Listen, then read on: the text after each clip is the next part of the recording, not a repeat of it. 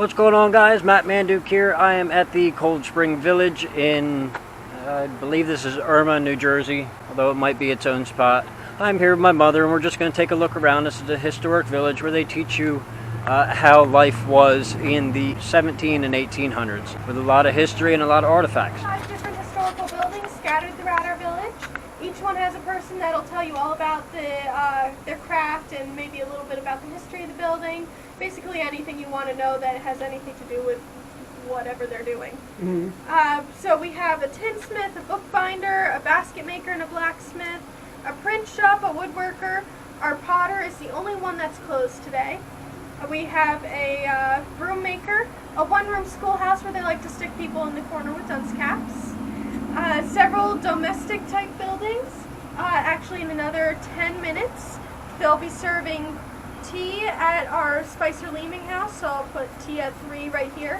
So if you want tea and cookies, that might be a good spot to start. This house was a wealthy woman, a wealthy man's house. The Spicer Leemings were movers and shakers in the area. They were educated. He was from a wealthy family, so they had money. Now we're standing in the oldest upstairs. building in Cape May County. Oh, okay. Oh, it's cool in here, too. Yeah. Cooler than over there. Yeah. It's in the shade. It's more in the nice shade, breeze. darker It was color. actually sold to a farming family in 1716 after that gentleman on the end there, Dr. Daniel Cox, had this house That's my built. maiden name. He actually had this house built in 1691 so he could come over from England in order to live. Also at this time, he was actually the governor of West Jersey. How about that? Now he owned about 95,000 acres of land here. So the more land that you owned at this time, the higher your social status would have been. It was the only way you could vote. It was Yeah, only exactly. Cold Spring Chronicle. Newspaper. Smells like paper in here. We're good. Yeah, we Still could, 15 minutes. Well, Oh, you have 10 electricity. left. 10.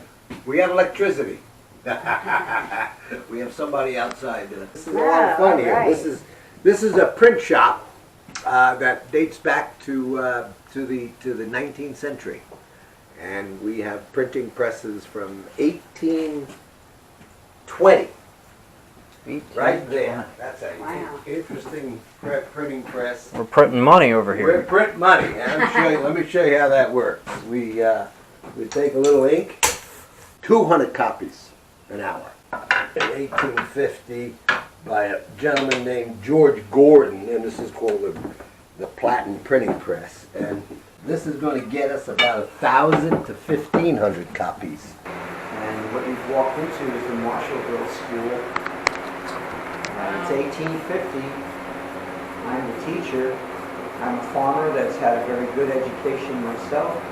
The season was over, and I thought perhaps I'd make some extra money on the side. However, this is not public education by any stretch of the imagination, nor is it private school, special school, charter school, magnet school. This is a business. Okay, you've got 25 years before you have public education in New Jersey. Well, first of all, I will give you my knowledge. That is the contract that I made with your parents when you became scholars here. However, that's all I give you. I will not give you a desk. That is not my responsibility. And remember, this is grades 1 through 8 here, all right? So sometimes it could be very crowded. I don't give you ink.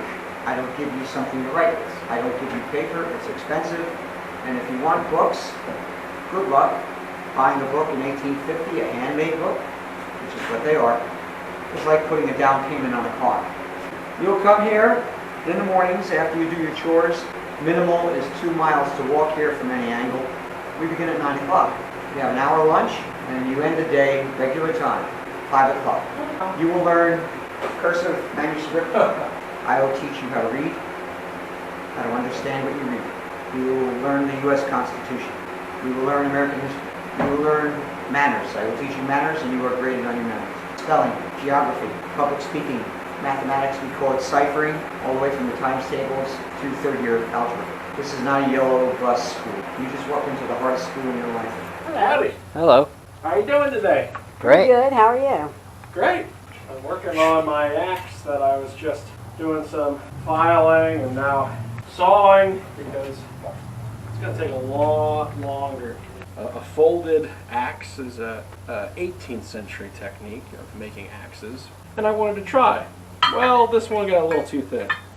Yesterday's, I was so close, but the problem with wrought iron is that it does not like to be worked too cold. You have to work it almost melting hot. So this crack here where my thumb looks, right around there, It's from working it too cold. working it too cold. And it was just orange, a color that mild steel, the typical metal that I work with, that's what it likes. You can work with an orange color in mild steel, not so with wrought iron. You have to make it yellow, almost white hot, in order to ensure that this doesn't happen. So I was so close yesterday, but that's okay. I learned a lot from doing that.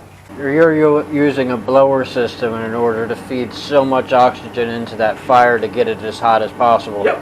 But they were using this bellow. Yeah, I saw that And- that giant I'm bellow. really excited because we're almost finished restoring it. So I won't have to use this electric one once this is finished. And that's you what I want to be as doing. authentic Oh, as wow. possible. I Good. believe they have one in Wheaton Village somewhere. It's quite a bit bigger than that one. It's But, possible. Oh, I've never but seen they're one using a like blower system because they don't want to deteriorate the one they have. John Finley's shop, I can't say for certain what type of bellows he worked with.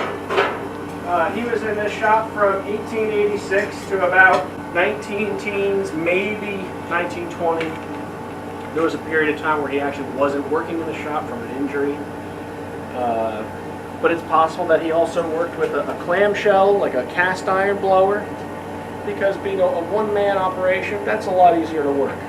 A turning crank Yeah, on a over- gear, that. Wow. and that's too big. And if you enjoyed this and you want to see some of the other places you can go and places that I've been, you can go ahead and check out that playlist there. Or if you want to find out how you can win one of 3 rings, you can check out that video there.